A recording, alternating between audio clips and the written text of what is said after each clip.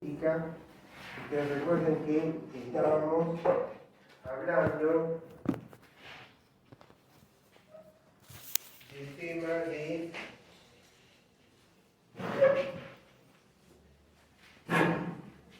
autonomía.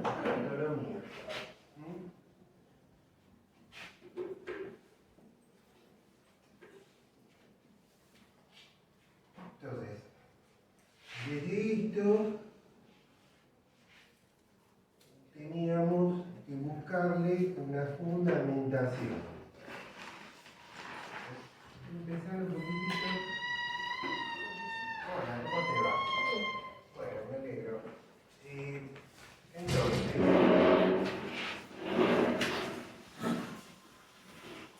mí me pareció que es importante. Por ahí vimos una cosa, vimos otra. Volver un poco más ustedes que por ahí no tienen, tampoco no tienen por qué tener un acercamiento a la filosofía, bueno, poder absorber. Dentro de esta fundamentación, acuérdense, trabajamos primero algunos autores griegos, muy así, los temas puntuales. Y tomamos esto. Sócrates, Platón y Aristóteles, y fundamentalmente este es el que empieza a dar, produce un quiebre en estos dos, porque es el primero que empieza a hablar de la ética, pero poniéndola en práctica. No solamente está definiendo qué es el bien, cómo alcanzo el bien, qué es la virtud. Bueno, si bien algo se vio en esta persona, pero sin embargo, este da el puntapié inicial en esa gran obra que tiene de ética Nicómaco. Son varias éticas, una de ellas es ética a Nicómaco. También conocida con el nombre de ética nicomaquea, que está esta parte, no es que viene todo. Bueno, entonces ahí ubica un principio que es muy importante, que para poder alcanzar la felicidad, la virtud, el lograr bien, hay que tratar de buscar un equilibrio para poder ser justo, más allá de actos voluntarios y involuntarios, hay que buscar un equilibrio entre lo que es el exceso y lo que es el defecto. Es un punto muy importante. Entonces, yo lo que tengo que buscar es una balanza de no caer ni en esto ni en esto. O sea, yo por ejemplo puedo llegar a ser valiente. Veo algo que no me gusta y ser valiente, pero tener cuidado. ¿Cómo vas a ejercer tu valentía? ¿No? Si de pronto, de acuerdo a la visión de él, ¿no? De pronto vos ves un peligro demasiado extremo, entonces por ahí lo que se llama, lo que juzga esto es lo que Aristóteles, el parámetro que usa es la prudencia.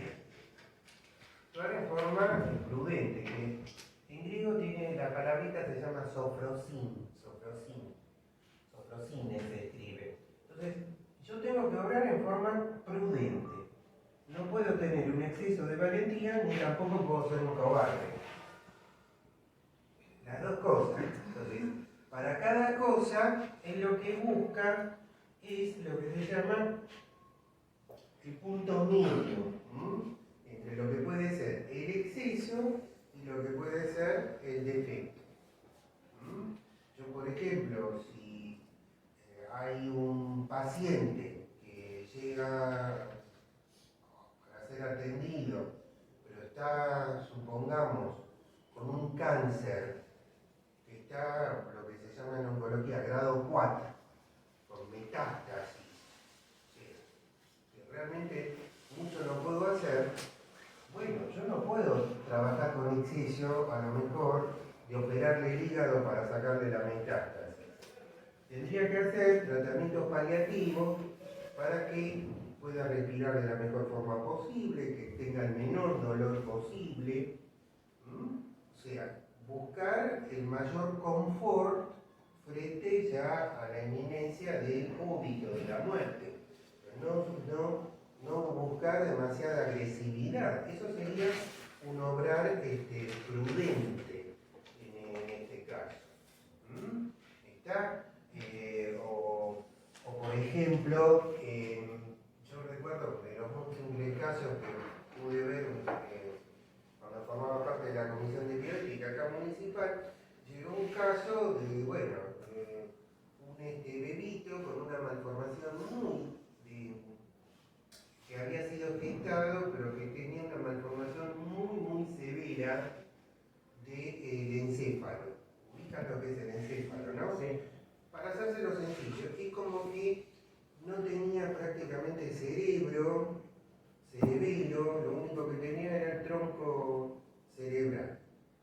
Pero ese tronco cerebral, o sea, produce el nacimiento, obviamente, a través de una cesárea, de una cirugía, pero ese tronco cerebral había resguardado el centro respiratorio. ¿Se acuerdan que hablamos? Cuando yo les expliqué de cómo se regula la respiración. Entonces, ¿qué pasa? Estaban los reflejos respiratorios. Entonces, hacían movimientos respiratorios. Entonces, digamos, el lugar, no vamos obviamente a decir dónde, la gente, el personal especialmente de enfermería, lo trataba de mantener supuestamente con vida. Es inviable, porque una persona en encéfalo lamentablemente no puede vivir. Sin esto, no. Bueno, pero los reflejos estaban. Entonces, ¿qué pasaba? Desde lo que era la parte médica que atendía, bueno, ya habían decidido dejar de dar cuidado, dejar de dar cuidado significaba, por supuesto, consultar con familiares, no es que todo esto explicando la situación, no significaba no dar, o sea, era, los cuidados que se le podían dar simplemente era dejar la solución fisiológica. Permiso. Como la suya. Disculpen, chicos, ¿le puedo tomar asistencia? Pues, Un ratito, ¿me deja? la situación tiene varias etapas. Primero hay una que tiene que ver con lo que se llama huevo cigota, después se llama algo blastocito, después se llama embrión, y después se llama terminal ya Entonces, bueno, estaba ahí. Entonces, ¿qué pasaba? La parte médica con la familia, bueno, es como que medio ya sabían que no había que darles, que era, digamos, para decir no una palabra común, vamos a tener una palabra elegante, futil. Futil quiere decir vano, el esfuerzo. Si no te diría el cohete, ¿viste? Wow. Pero ¿qué pasaba? ¿Cuál es el tema? ¿Por qué llega ese caso a la comisión de bioética? Llegó el caso, me acuerdo muy bien, a la comisión de bioética porque cuando a la mañana se hacía el rondín para ver cómo evolucionaban los chicos que estaban obviamente en neo, este chiquito, obviamente, el cuerpo de ese chico empezaba a pesar más. Quiere decir que evidentemente algo estaba sucediendo, que algún suerito glucosado, algo le estaba dando. Bueno, cuando el responsable ahí de la NEO empezó un poquito a preguntar, entonces saltó una de las enfermeras textualmente y le dijo: nosotros no podemos jugar a ser Dios. ¿En serio? Yo estoy, obviamente, me reservo, justamente por razones éticas, decir dónde pasó todo esto, pero pasó, no es aristotélico esto pasó. Yo en la comisión de bioética estuve en comisión, que fue como una especie de concurso interno, bueno, estuve en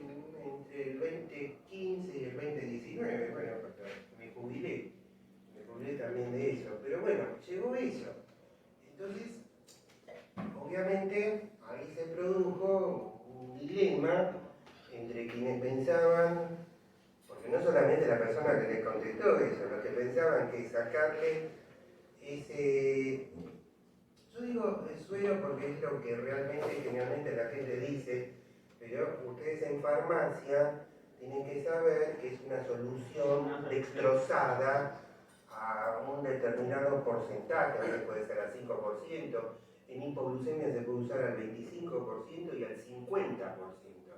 Imagínate que si le das en vez del común, el que tiene la etiqueta roja, le estás metiendo glucosa pasto, y la glucosa entra a una célula, puede generar ATP, no importa que no esté a lo mejor la masa encefálica, ¿se entiende?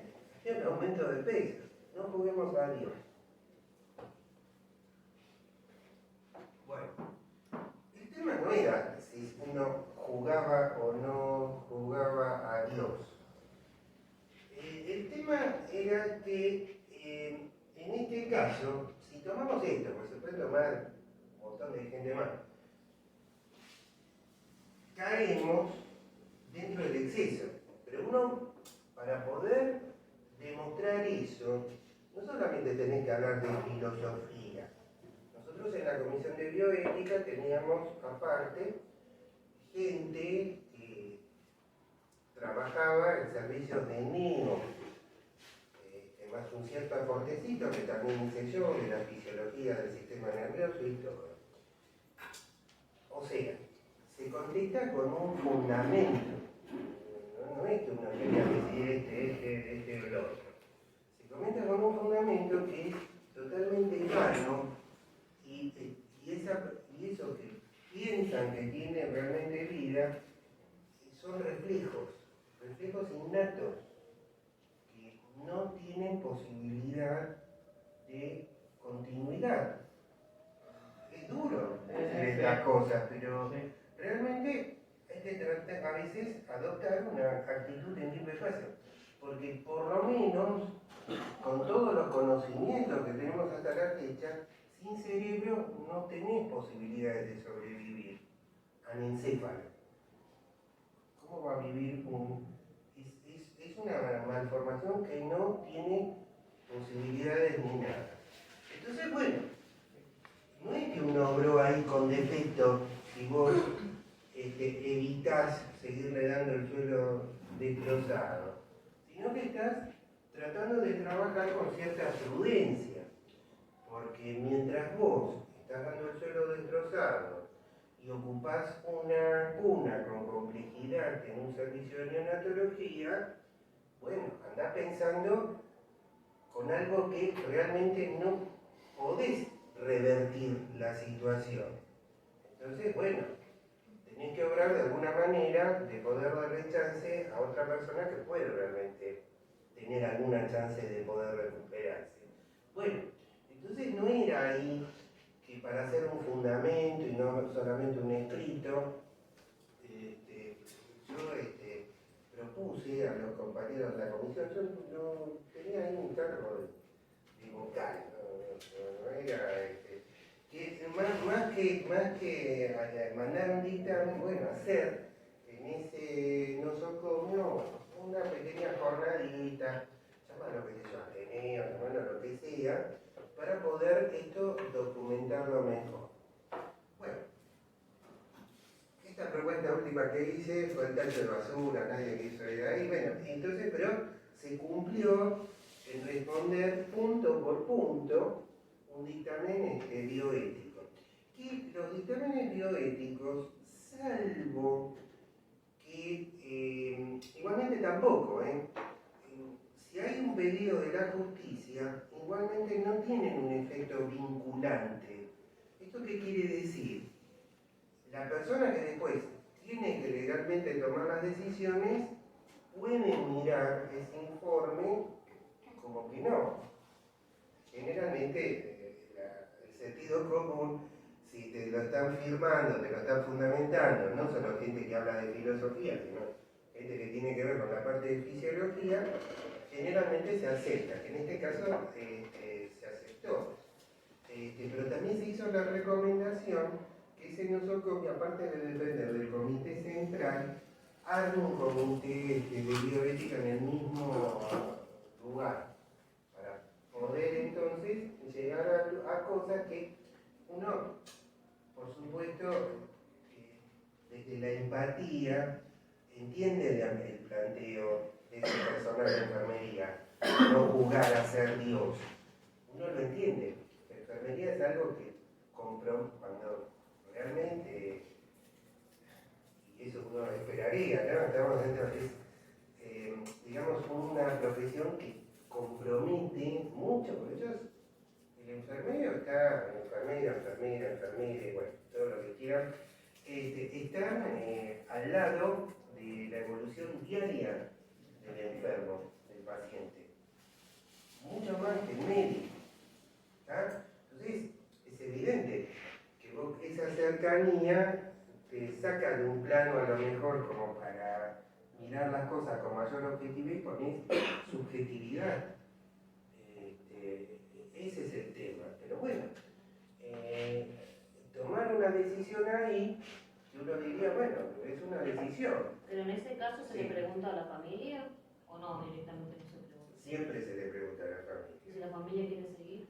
Y si la familia quiere seguir, en ese caso el tema ya pasa a un plano que podría llegar a necesitarse el auxilio jurídico. Porque, digamos, y con los argumentos se trata de buscar a alguien que pueda tomar una decisión ahí. Sí, la familia, pero no era este caso. Eso también depende mucho de la empatía y la relación que uno puede establecer con las familias. Es fundamental.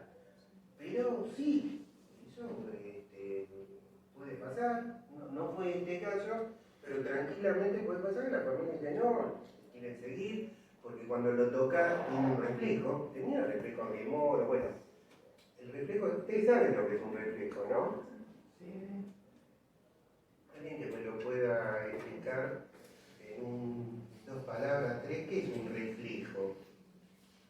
Es reaccionar. La respuesta que emite el cuerpo. Responder a un estímulo. Bueno, yo puedo responder a un estímulo. Qué caliente que está esto,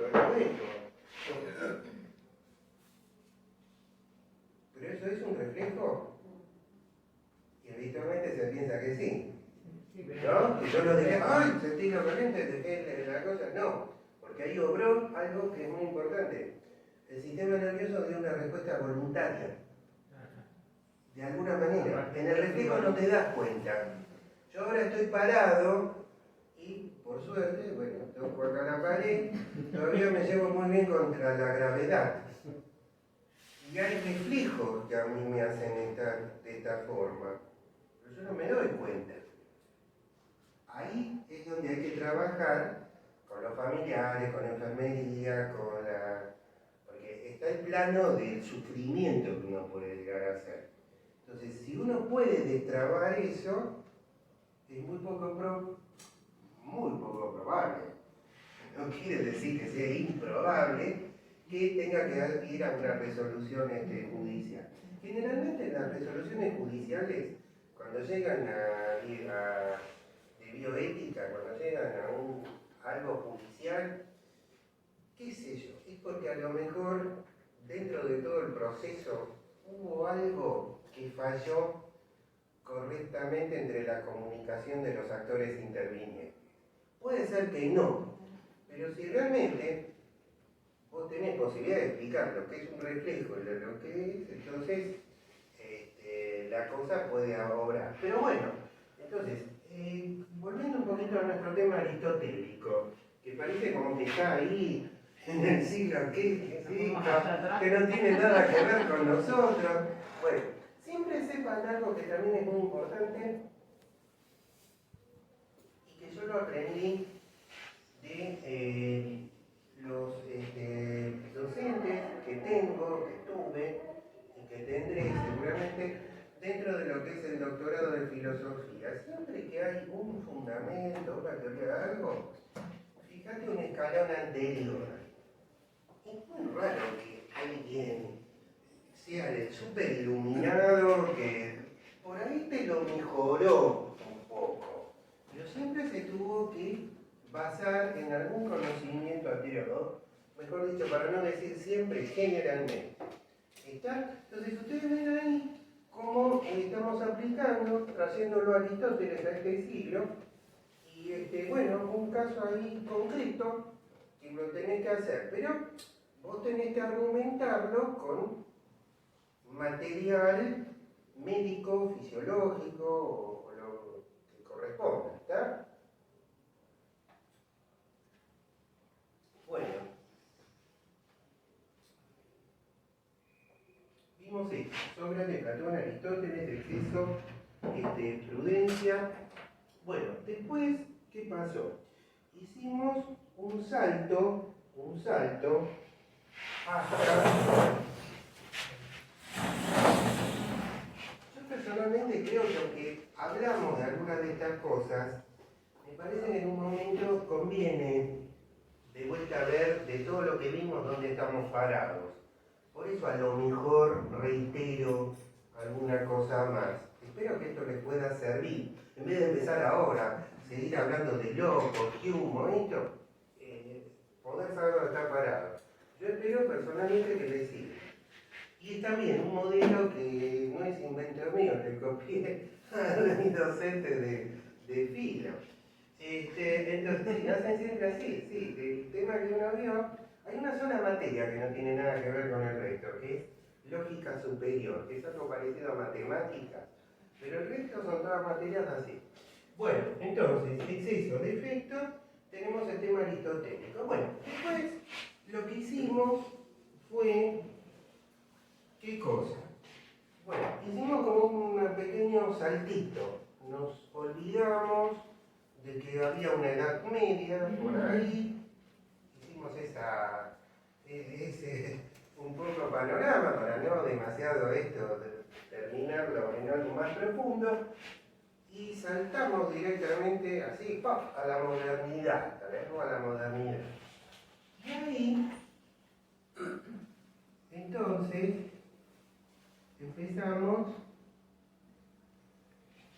con este filósofo que es el que marca el comienzo de la modernidad, que si uno lo tendría que, de la modernidad en cuanto a lo que es la filosofía, si uno lo tendría que enumerar, empezó la revolución que hizo es justamente a decir que uno lo que puede conocer es gracias a la capacidad que puede dar el razonamiento, la razón. Era algo que en la Edad Media era imposible poder obtener eso, aunque hay ciertas visualizaciones en Santo Tomás de Aquino, que ya está casi pegándole a la modernidad, pero Descartes es como que hace, para hacer un desafío,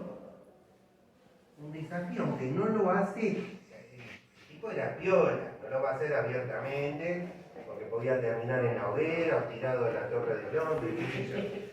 Pero le hace frente al poder eclesiástico.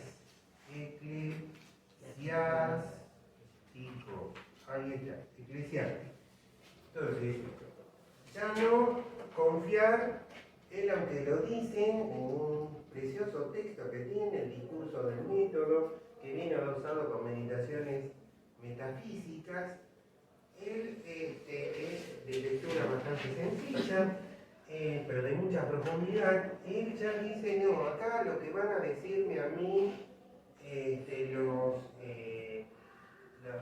los sacerdotes, la iglesia, a pesar de que yo reconozco, dice que a mí me formé en eso, tipo, trata de tirar, pero no tirar tanto, es decir, sí, realmente a mí los colegios religiosos me enseñaron muchísimo, pero yo mirando un poquitito la estufita, esto, lo otro, me di cuenta que a lo mejor para poder entender muchas cosas no me bastaba eso. El tipo dijo así, yo tenía que usar lo que ellos realmente me dieron, pero buscar un poquitito más.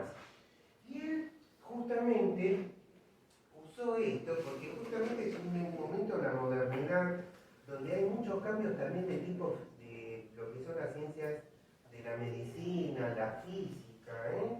Es la época que, bueno, por ejemplo va a estar Galileo, Newton, después Laplace, o sea, empiezan ahí en la anatomía cuando se estudia hay un sistema que se llama sistema Haversiano, Haber, Besalio, el tipo Leonardo da Vinci, o sea, hay mucha creación, exacto.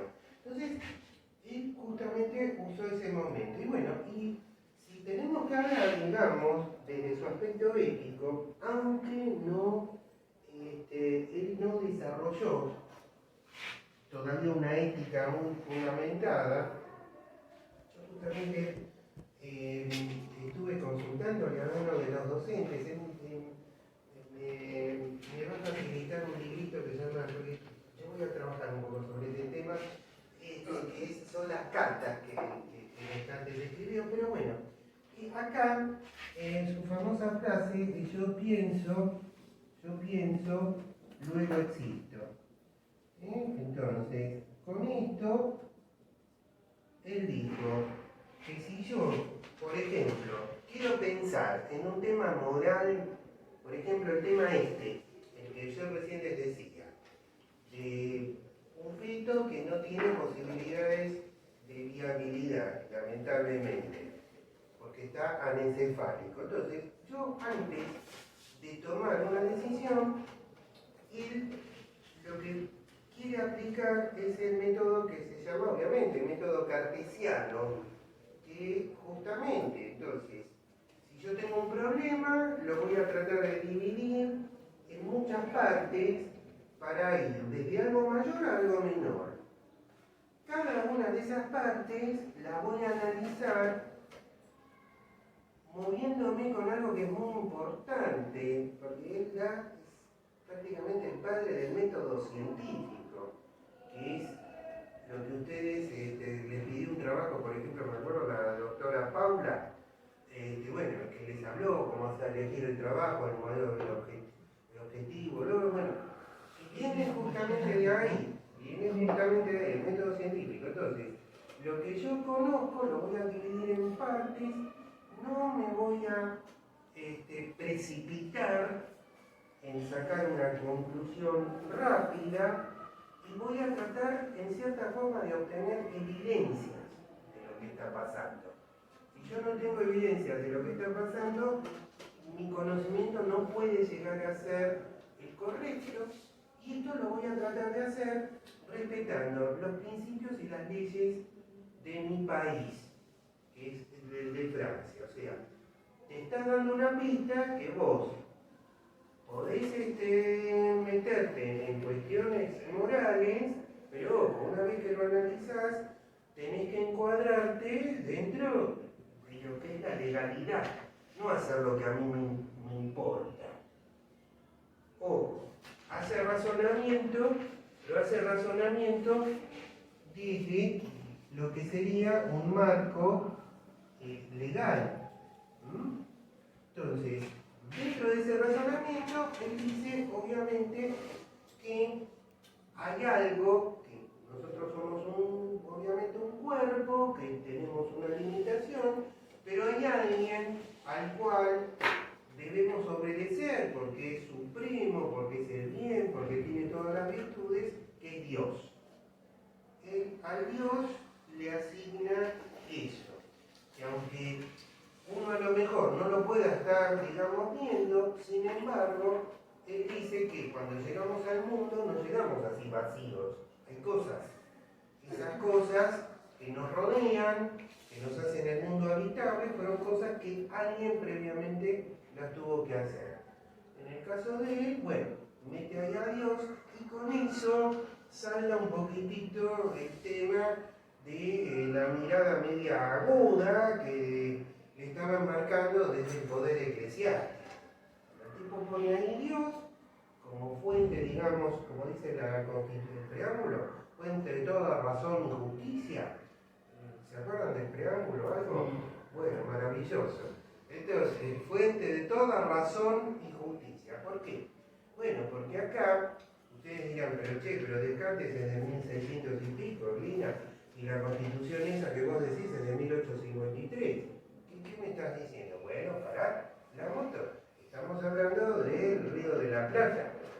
Las cosas venían un poquitito más tarde y se copiaban los movimientos, no es que enseguida pasaba todo. Pero en esa subrayada, fuente de toda razón, quiere decir que a mí está sintetizando el modelo ese cartesiano. La razón a mí me permite, que me da Dios, me permite hacer todo eso. Bueno, por supuesto que ahí es solamente. Quiere decir entonces que yo, si lo tengo que aplicar para la autonomía, en este caso, Descartes lo que me va a decir que me informe bien, que divida bien el problema, que no me precipite y que busque evidencias. Por ejemplo, si yo lo quiero aplicar a esto que les estoy diciendo. Por supuesto, este tipo era de Francia. Y el tema pasa que después un contemporáneo de él, que no vamos a entrar a hablar, yo en este momento estoy haciendo un seminario de un filósofo de apellido Espinosa, no nada que ver con nuestro querido intendente, o sea, Espinosa, digamos, es un tipo que, bueno, le tiró, era de Holanda, bueno, le tiró un poco a Descartes, pero tampoco nos vamos a meter demasiado en eso. Entonces, este francés te pone eso, algo que no existía antes. Tiene que haber un método. Eso es típico de todos los modernos. Si yo quiero buscar autonomía, aunque todavía no, la ética estaba en pañales, tengo que buscar un método. No puedo hacer lo que a mí se me ocurra. Muy importante eso, porque ese método en los antiguos no lo tenés. Sócrates te decía, bueno, vamos a dialogar, a ver hasta dónde solo sé que no sé nada. Platón te hablaba de educación, pero no te hablaba de un método. Aristóteles te decía el punto medio, bueno, vamos a mirar cómo es la solución, pero no hablaban de un método muy definido. Y ese es un impacto muy importante en todas las disciplinas, pero fundamentalmente la que estamos hablando. Bueno, entonces este es el francés. Ahora, por supuesto, si Francia va a hacer algo, bueno, ahí tenemos la isla, Gran Bretaña, no podían ser menos. Entonces, Descartes es francés, es el ejemplo de los filósofos racionalistas, que buscan llegar al conocimiento a través del uso exclusivo de la razón. La razón es lo más poderoso que hay, la razón no te miente, la razón te dice la verdad. Si vos razonaste que viste un marciano, el marciano existe. Entonces, te das cuenta, como uno que empieza esto a tambalearlo. Vos razonando vas bárbaro. Suponiendo que el que razona es alguien que está con sus funciones y facultades mentales de lo más correcta posible. Pero estos son racionalistas. La razón ilumina. Eso también, a este periodo también se lo llama el del iluminismo. Como que te ilumina el conocimiento, quiere decir. Bueno, este tipo entonces, si tendría que hablar de autonomía, diría eso. Yo tengo que buscar la evidencia y buscar... Perfecto. Entonces aparecen las escuelas los ingleses. Y uno de los ingleses, o sea, ¿cuáles son los ingleses? Estos, uno claro, Locke, exacto, John Locke. Después hay otro que se llama David Hume, que es un escocés, este es de la isla, este es un escocés. Aparece otro que se llama así, Hobbes. Sí, claro, sí, no importa, no, le dice, pero no importa. ¿Kant qué era? ¿Cómo querida? No entiendo. diciendo? Claro. No, Claro. acá, no, claro, no. ¿Era qué? No, Kant. Kant, Kant.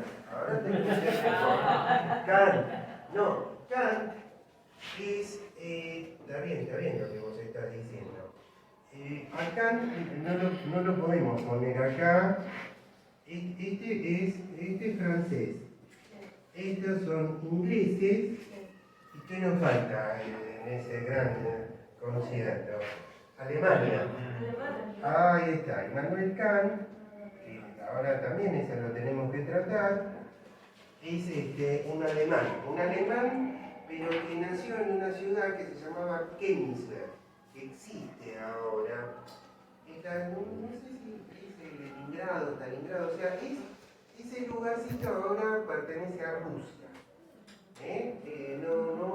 Pero en ese momento estábamos en la época del Imperio Prusiano y era Alemania.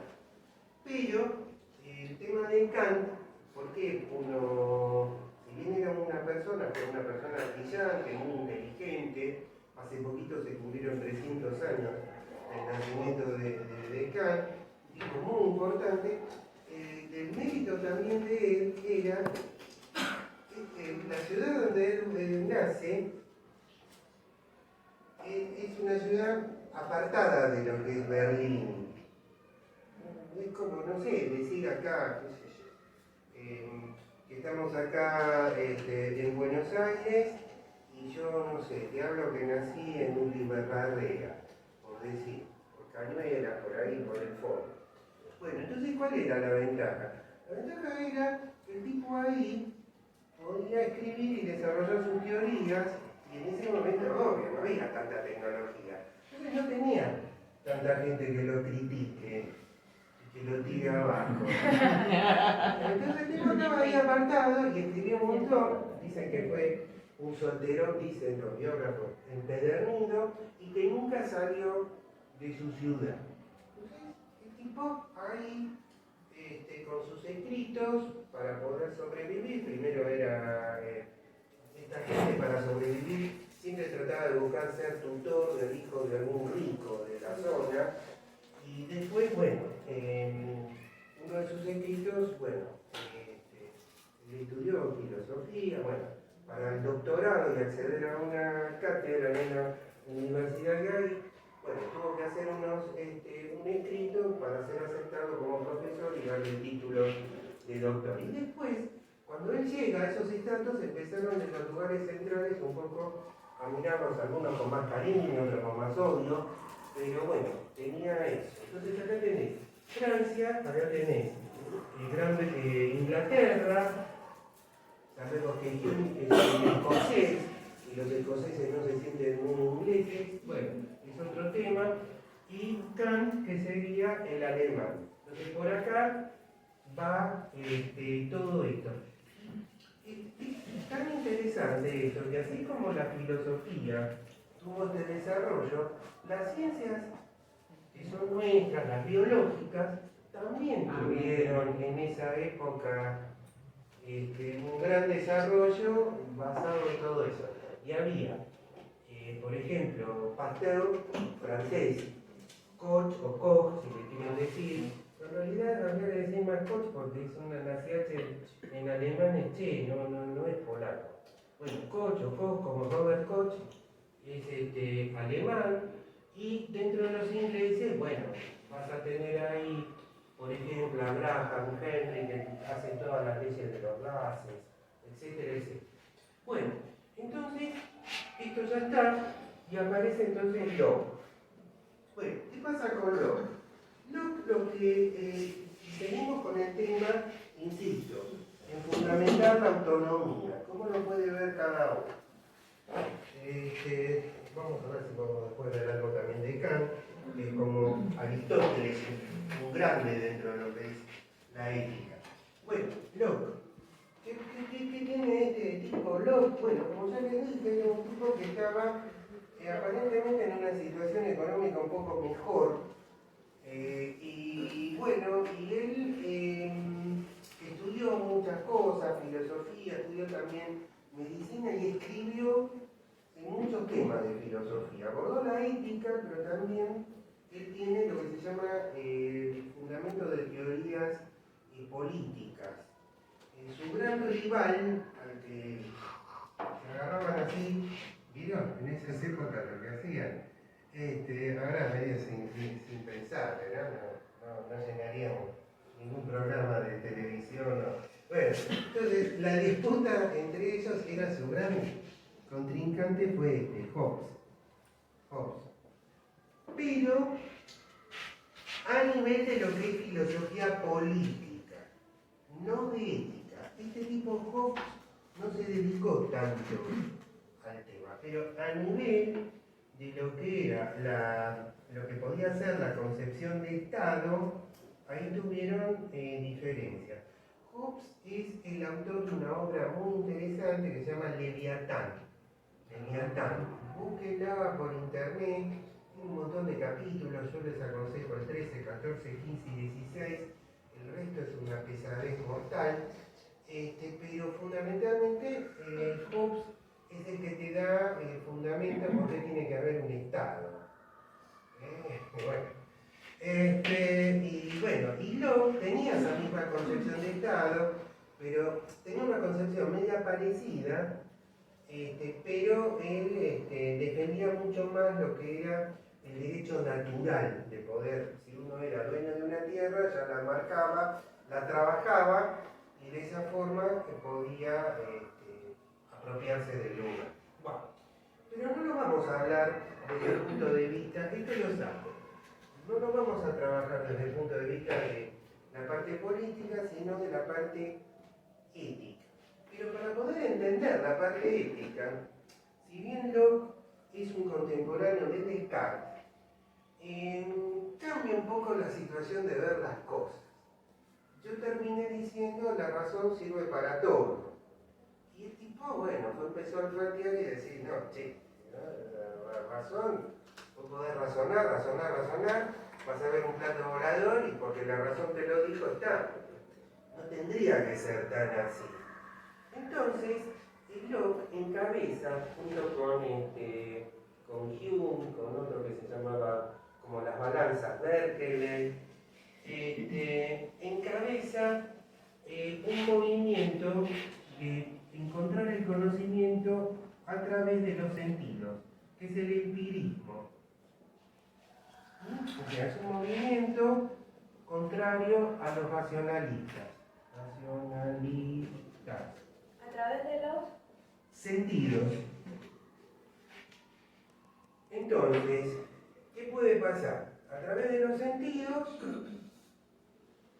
él habla, tiene un libro que se llama Fundamentos del Entendimiento Humano, un libro, sí, escrito como medio, fundamento de los sentidos, fundamentos, está escrito de una manera tal como que él está, qué sé yo, para estar un poco más distendido, como que él se reúne con amigos a tomarnos el whisky, a jugar a, ellos lo llaman el bridge, no, el whist, bueno, qué sé yo. Y ahí van haciendo ahí las apuestas y todo, pero mientras están haciendo las apuestas, qué sé yo, fumándose sus habanos y hablando no sé de qué, bueno, de qué se puede hablar a veces en esas reuniones, hombres ahí metidos todos, se los dejo para la imaginación de ustedes, pero también empiezan en medio de eso a hacerse preguntas sobre el conocimiento. No sé si esto es tan así o no, quisieron un poco bajarle los decibeles, pero el tipo no lo desarrolla dentro de lo que es un ámbito académico. Entonces, y justamente una de las críticas que le hacen los racionalistas es ¿razona un niño de menos de 12, 10 años, de 5? ¿Qué grado de razonamiento puede llegar a tener? ¿Puede tener un razonamiento tal como para poder entender correctamente las cosas de la realidad? Bueno, entonces, Entonces, por supuesto, faltaban años luz para que venga un tipo que se llamaba Piaget y que hable del conocimiento concreto y abstracto y todo eso. Pero viene la mano así. Entonces él básicamente lo que dice es que nosotros para poder lograr un conocimiento, primero tenemos que percibir. O sea, un tipo que medio de lo nuestro, porque hablaba de percibir, tenés que tener una sensación primaria, que es de lo que estamos hablando ahora. Entonces, primero tenés que tener una sensación primaria, qué sé yo, mi sensación primaria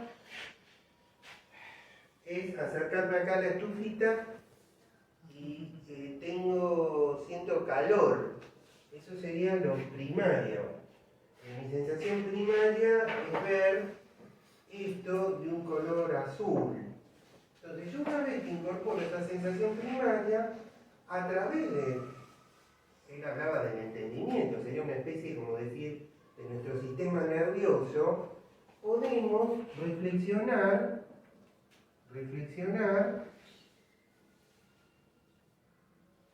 y obtener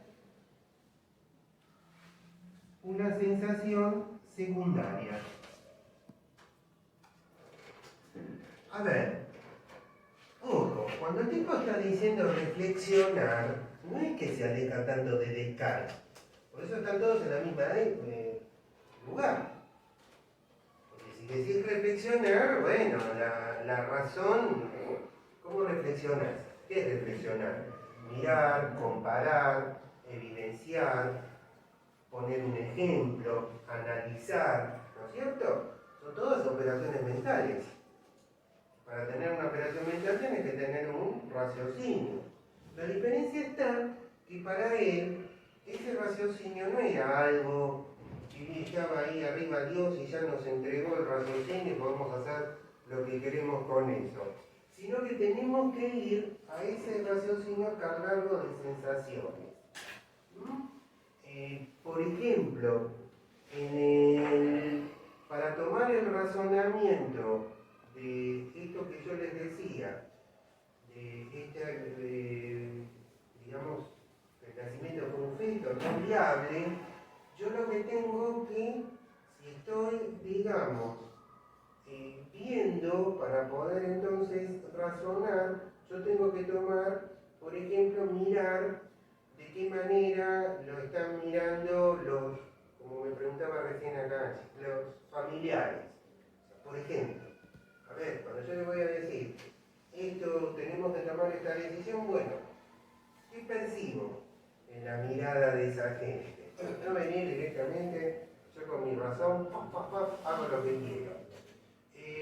Si por ejemplo tengo que tomar una decisión en algo, bueno, yo primero tengo que tener una mirada que a mí me permita captar primero el mundo externo. Es como si yo entro acá, entonces, hola, buenos días, ¿cómo están?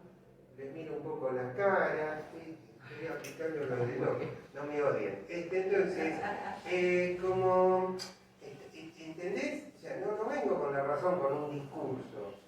Eso es un poco lo que provenía él. Pero yo para poder reflexionar, primero tengo que tener experiencias simples. Poder distinguir colores, olores, tipos de temperatura, y esas las voy a complejizar. Y a través de la razón voy a poder lograr un entendimiento. O sea, le agregan a la teoría de Descartes algo más que la razón en última instancia, que son las sensaciones. ¿Sí? Y el otro autor, Hume, que es el escocés, que se escribe Hume, H-U-M-E, también es parecido al tema de Locke, pero él prácticamente le da muchísimo, centra su gran interés en las sensaciones que uno puede llegar a tener. ¿Qué quiere decir? Vos podés razonar, pero el razonamiento lo deja muy chiquitito, no lo hace tanto Locke, de acuerdo a lo que vos podés llegar a ver y podés incorporar. De acuerdo a lo que vos podés ver y podés incorporar, vos formás un mapa dentro de tu cuerpo. Y de esa forma vas a actuar. Quiere decir, Hume es una forma más radicalizada, ¿se entiende la palabra? Más, qué sé yo, más radicalizada del empirismo. Dice que hay que reflexionar, pero igualmente vos vas a poder reflexionar una vez que te hiciste un mapa de sensaciones. Yo no sé, ¿a ustedes les dieron sistema nervioso? Cerebro, encéfalo, lóbulo frontal, lóbulo parietal. ¿Lo vieron? Bueno, Sí. ¿alguien les habló de localizaciones? Por ejemplo, en el lóbulo frontal está la motricidad, por decir algo así. ¿No? Bueno, no importa. Si bien no están así, nosotros dentro del cerebro tenemos localizaciones. Pero vamos a esperar un poquito. ¿Quieren hacer un cortecito como hacemos siempre? De 5 o 10 minutitos. Y son 10 y 5. Volvemos de vuelta a 10 y 20. La idea entonces es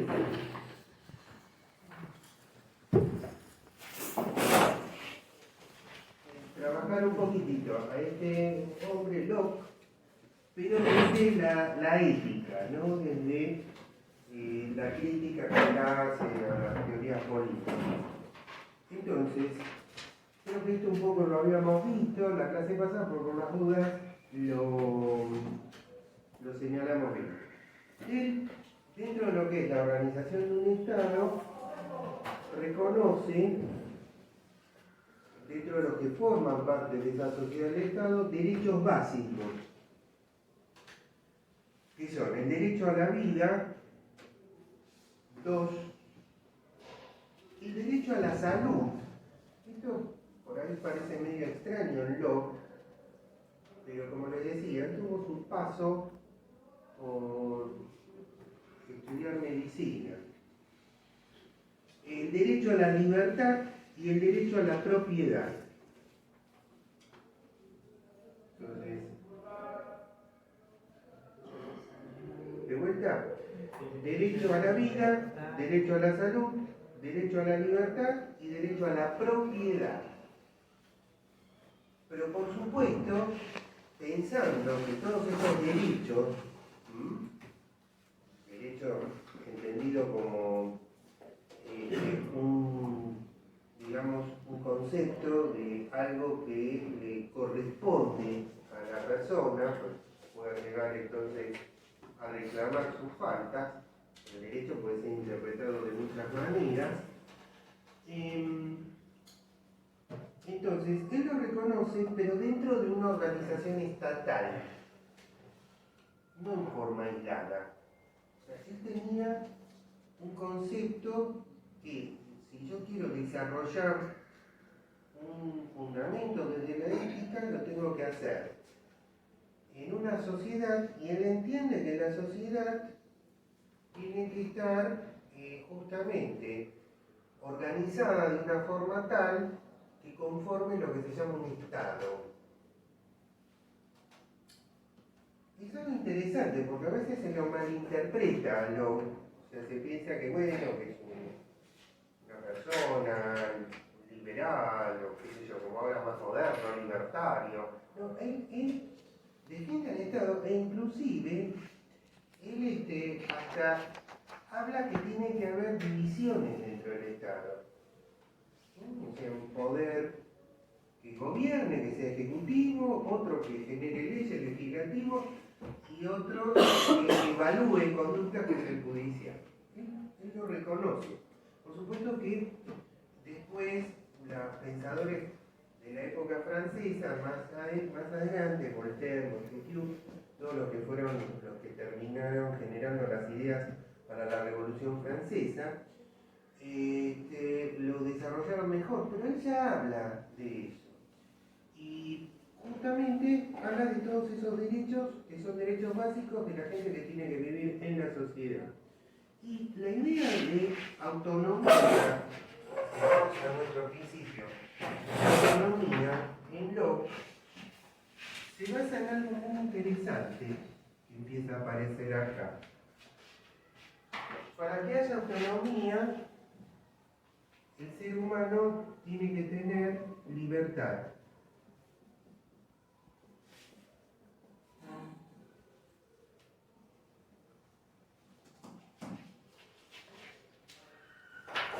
Libertad. Ahora, ¿qué es lo que él entiende por libertad? Nos dice en sus tratados que la libertad consiste que cada hombre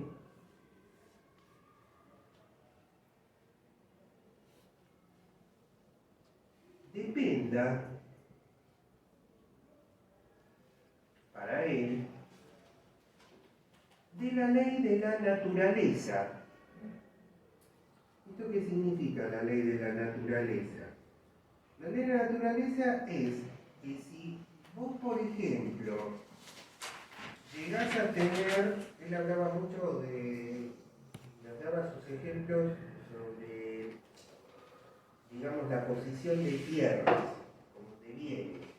Entonces él dice, la ley de la naturaleza dice que si yo llego a un lugar determinado, para él, ojo, no puede ser esto obviamente muy criticable, yo aclarar, vos llegas a un lugar determinado, y a este lugar determinado yo llegué acá, a este punto de la mesa, pero yo a este punto de la mesa llegué y le agregué mi capacidad de trabajo, o sea que es el borrador.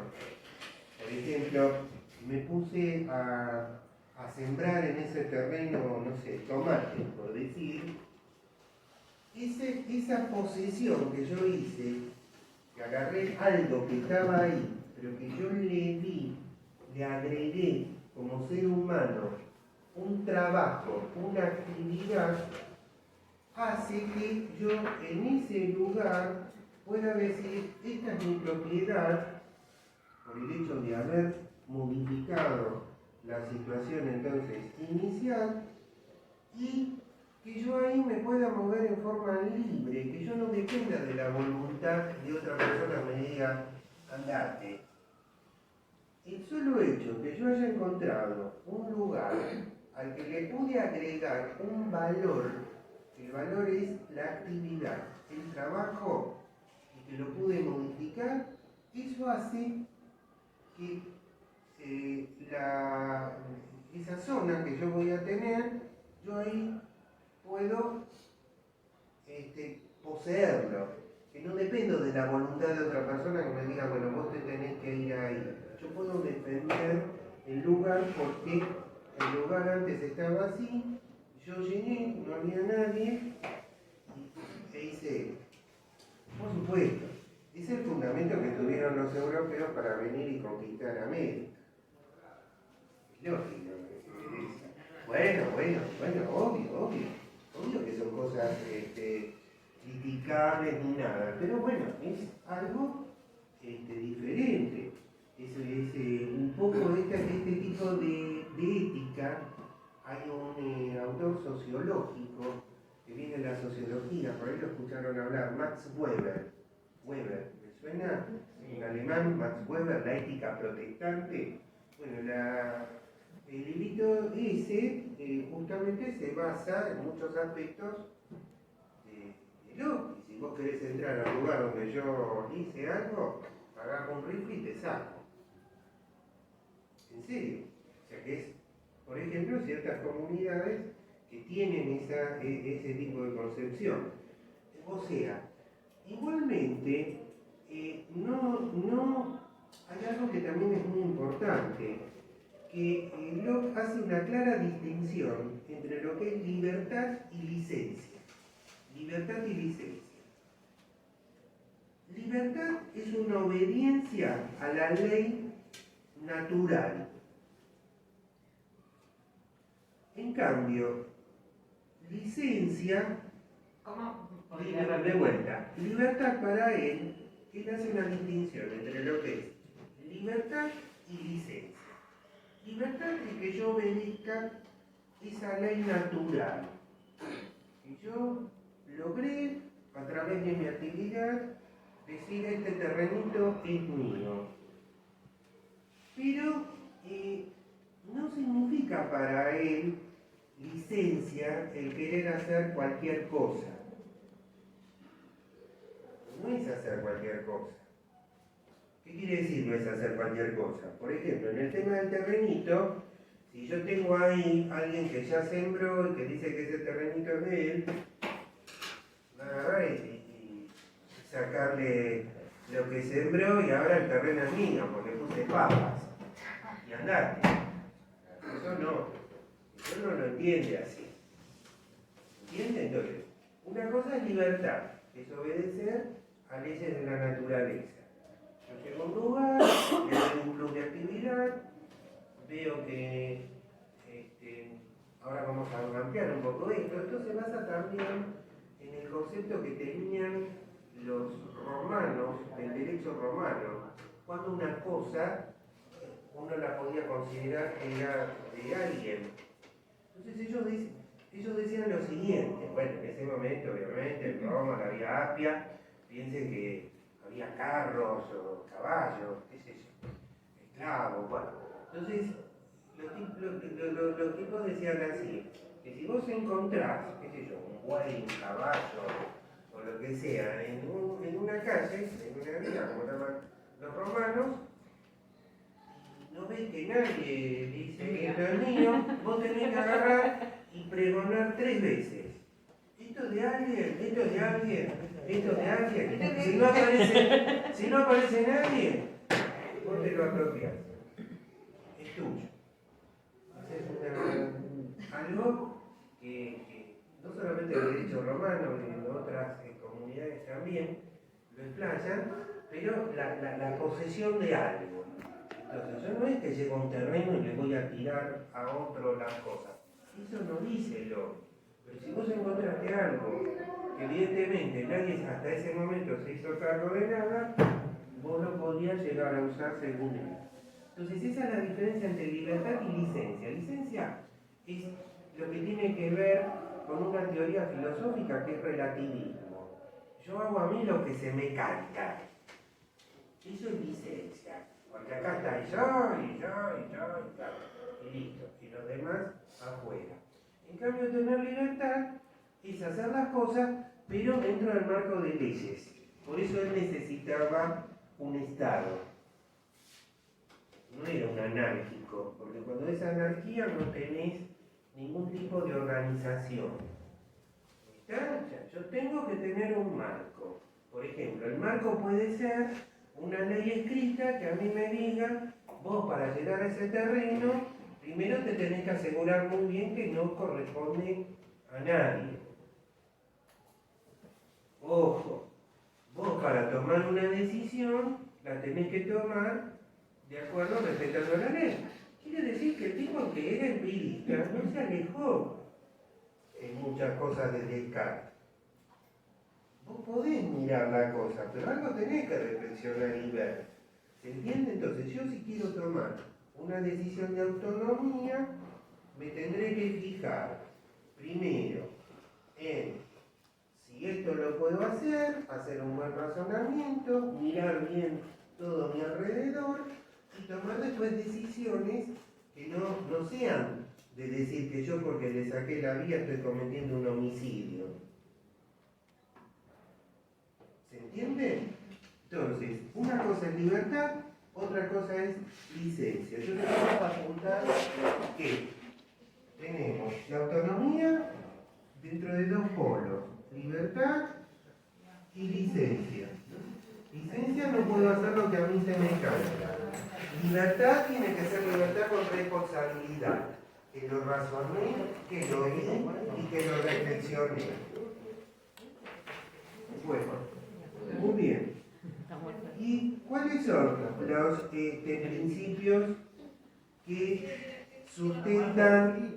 Vamos entonces, esto que es muy interesante, esto está extraído de un bioeticista argentino, que bueno, ha fallecido hace algunos años, Carlos Mailiandi,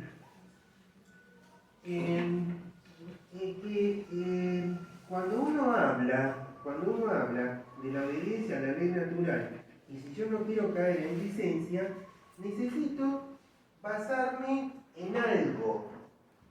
En principios básicos. Si yo no quiero caer en licencia, ¿cuáles son esos principios básicos para Locke? Nadie puede causarse daño a sí mismo o a sus posesiones.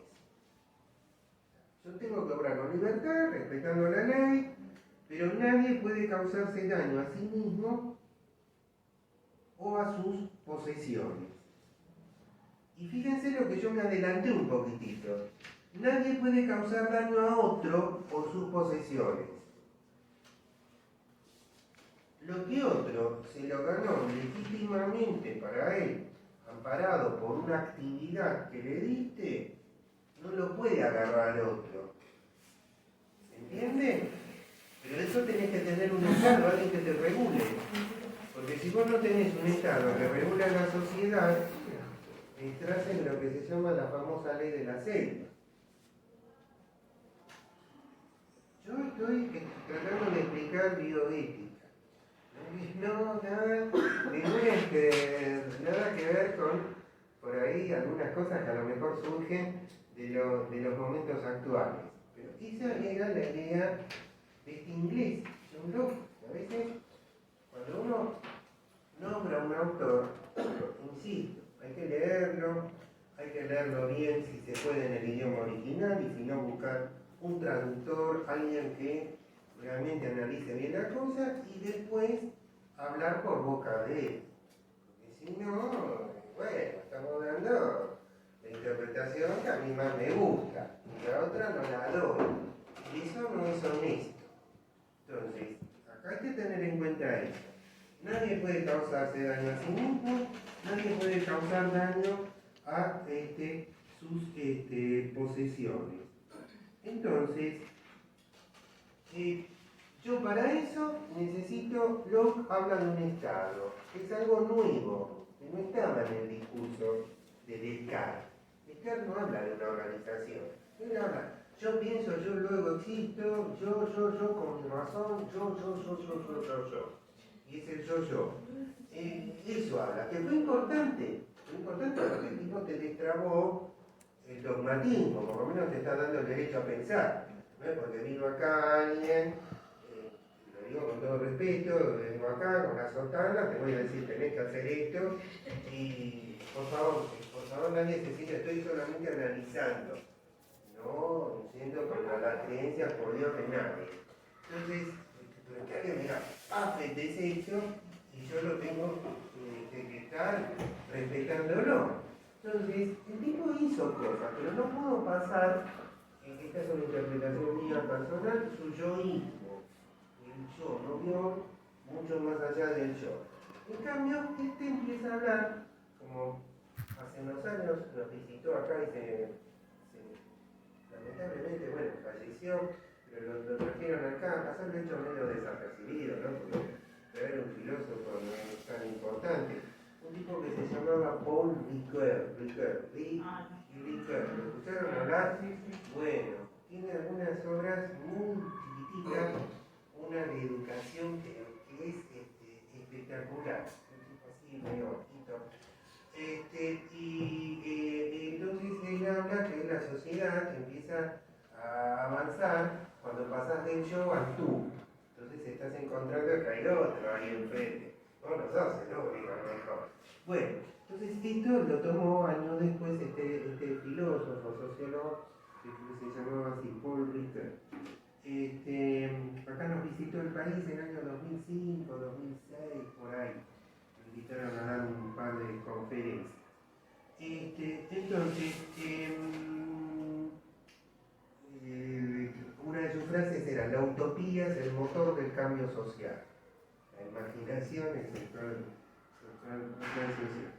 Bueno, entonces, ¿cómo es el asunto? Nadie puede causarse daño, eso no notaron, nadie puede causar daño a otro justamente dentro de un Estado. Entonces, si sintetizamos, Locke contribuyó al desarrollo del derecho a autonomía porque, primero, reconoce que el hombre es libre, hombre y mujer, bueno, en ese momento, ¿qué va a ser? El hombre es libre, nadie puede ser perfecto, por naturaleza. y que nadie puede ejercer autonomía sobre otro. Mirá qué interesante, porque me tiran, es un regalo, no. El tipo te dice eso. Entonces, reconoce que el hombre es libre, el hombre y la mujer, y que nadie puede ejercer autonomía sobre otro. Empecemos esto a razonarlo con algo que se usa mucho en bioética y se discute, que es el consentimiento informado. ¿De dónde sale el consentimiento informado? ¿De Bochen y Children? No, eso fue en 1979.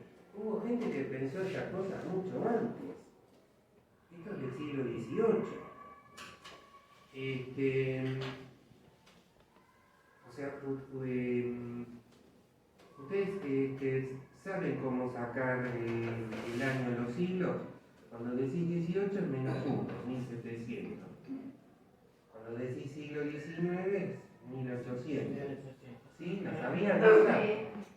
No, bueno, yo tampoco la sabía, pero como mi esposa enseña historia y yo le hacía un merengue igual que ustedes, me dice, mira, esto así es cuando, bueno, y yo lo voy a decir, yo no lo sabía tampoco, te juro me hacía un merengue con los hilos, con eso. Dice, mira, es más fácil de lo que pensás. Bueno, entonces,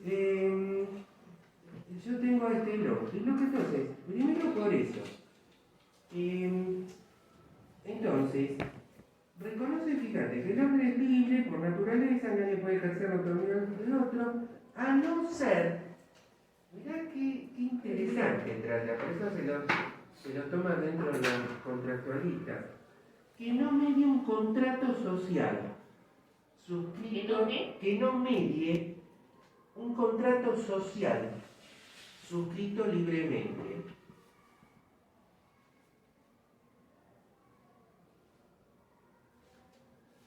Bueno, a veces no está suscrito totalmente, pero vamos a la parte médica. O vamos a ver suscrito libremente. A ver. Una idea de contrato es que vos firmás un documento donde te comprometes. Tenés derechos, pero también tenés obligaciones. Dice yo, haces un contrato de alquiler, vos tenés el derecho a que te entreguen la vivienda de acuerdo a lo que dice el contrato, pero tenés la obligación de gastar el alquiler. ¿Entendés? Cada derecho trae una obligación. Pero si yo me meto a la parte médica o el mostrador de la farmacia, bueno, yo voy a la farmacia de tal y tal lugar, me atiende la dueña de la farmacia, que es la señora Pacheco, confío mucho en ella, porque ella realmente hizo el curso conmigo, así que Bárbara, me va a ver a mí y realmente va a decir, sí, Bárbara, te doy lo mejor. Le digo, mira, bueno, lo que pasa, vengo, ya estoy más viejito, ¿viste? Tengo que tomar este atenolol, tengo que tomar también el moduletic. Bueno, acá está la receta, bueno, está bien, acá le vendo todo eso. Yo realmente confío que me vende la mejor medicación. No hubo entre nosotros un contrato escrito. Yo te lo puedo pasar de vuelta si vos vas a atenderte con algún médico, ponele. Entonces, vos vas con una enfermedad, vas con algún problema, no hay un contrato escrito de que se compromete a curarte, a hacerte esto, pero tácito existe. ¿Se entiende lo que quiere decir tácito? Tácito quiere decir algo como que se sobreentiende que vos tenés que obrar de una determinada forma, y no de otra, para no dañar. ¿Sí? Bueno, entonces cuando Locke habla de eso, lo que te está hablando es justamente que dentro de un Estado se llama un contrato social, que esto lo desarrolló de otra manera otro pensador francés, un poquito más, un cachito más alejado que pero todavía de la modernidad, que se llamaba Jacques Rousseau, un francés. Y que acá este Rousseau fue el que le dio letra a Mariano Moreno, el nuestro Mariano Moreno. Ustedes saben cómo terminó Mariano Moreno, ¿no? El primer periodista, primer abogado. Bueno, justamente estaba él fue uno de los, digamos, llamarlo de alguna forma, uno de los líderes dentro de lo que fue el movimiento independentista de acá. ¿Se acuerdan de Cornelio Saavedra, Moreno? Sí. Todas las calles del 11, Secatelli, con Saavedra, Paso, Ajuela, bueno, todas esas, bueno, no las chicas, que hay algunas de esas. Bueno, pero el modelo que tenía Mariano Moreno era un modelo de igualdad, de fraternidad, de todo eso. Y estaba en contra de Saavedra y toda esa gente que el tipo se quería ungir inclusive como un rey de acá.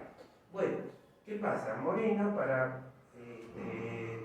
digamos, estar en contacto con esos franceses, con Rousseau, con los que habían escrito el contrato social, él era abogado también. Y fue, creo que el primer periodista, con su Gaceta de Buenos Aires, fue el primer periodista del Río de la Plata.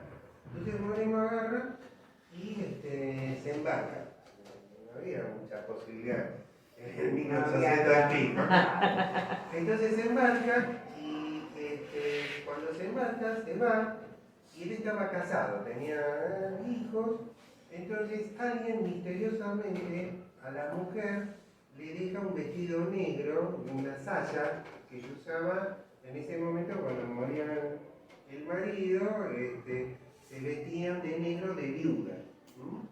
Bueno, y era así en ese momento, ¿qué va a hacer? Entonces, claro, por un año no salía ni a la esquina. Bueno, está bien, ¿qué va a hacer? Era la sociedad en esa forma. Bueno, ¿qué pasa?